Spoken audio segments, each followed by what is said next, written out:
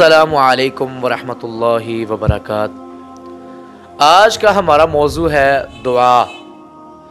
जब सच्चे दिल के साथ दुआ की जाए तो अल्लाह तबारक व तआला कैसे कबूल करता है और उड़ते हुए जहाज़ को ज़मीन पे कैसे उतार देता है। ये वाक़या आज का डॉक्टर ज़ीशान सऊदी अरब के अंदर मौजूद है, उनका वाक़या है।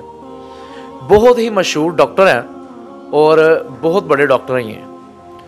वो एक शहर से दूसरे शहर उन्होंने जाना था। उसका सफ़र उनका जो 1000 किलोमीटर के करीब था। उन्होंने एक शहर से दूसरे शहर जाने के लिए एक फ़्लाइट का इंतज़ाम किया और फ़्लाइट पर बैठ गए और भागते हुए फ़्लाइट पर बैठे और फ़्लाइट चल पड़ी।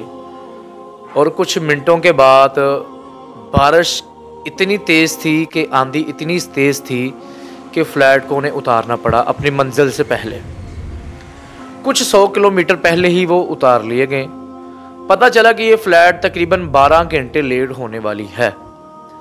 उसने कहा मेरा तो हर मिनट कीमती है, इंसान की जानें बचाने के लिए मेरा हर मिनट कीमती है, और जिस प्रोग्राम में जा रहा हूँ मैं, उस प्रोग्राम में मेहमान ख़ुसूसी भी मैं ही हूँ, तो मेरा तो हर मिनट कीमती है।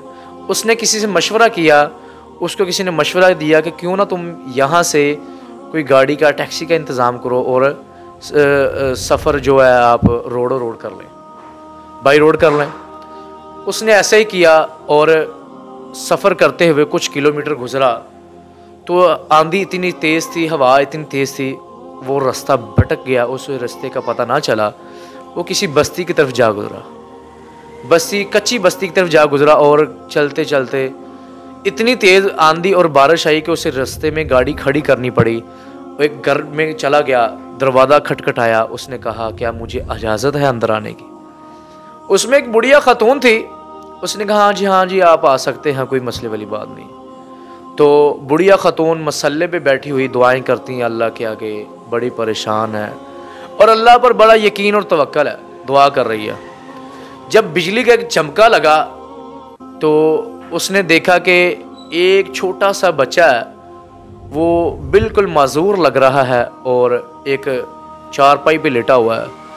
तो उसने उस बुढ़िया से कहा मुझे फ़ोन चाहिए और फ़ोन मैंने करना और बताना मीटिंग के अंदर कि मैं लेट होने वाला हूँ। उसने कहा यहाँ तो अभी तक बिजली नहीं है, आप फ़ोन की बात कर रहे हैं। उसने कहा अच्छा।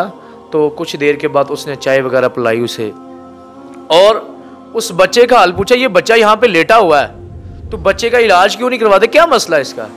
उसने कहा कि मैंने बहुत से डॉक्टरों के चेक करवाया है तो लोग ये कहते हैं कि इसका इलाज यहाँ पे मौजूद नहीं है। यहाँ से कुछ 100 किलोमीटर दूर एक डॉक्टर साहब हैं, डॉक्टर ज़ीशान साहब, सिर्फ़ और सिर्फ इसका इलाज वो ही कर सकते हैं, इसके अलावा कोई इलाज इसका नहीं कर सकता। वो डॉक्टर की आंखों में आंसू आ गए और रोने लगा। उस बुढ़िया खतून ने कहा मेरी अल्लाह ने हर दुआ कबूल की है, लेकिन इस दुआ में थोड़ी देर लगती है मुझे। उस डॉक्टर ने कहा आपकी ये दुआ भी अल्लाह तबारक व तआला ने कबूल कर लिया और डॉक्टर ज़ीशान को आपके घर में ले आया डॉक्टर अल्लाह तबारक व तआला।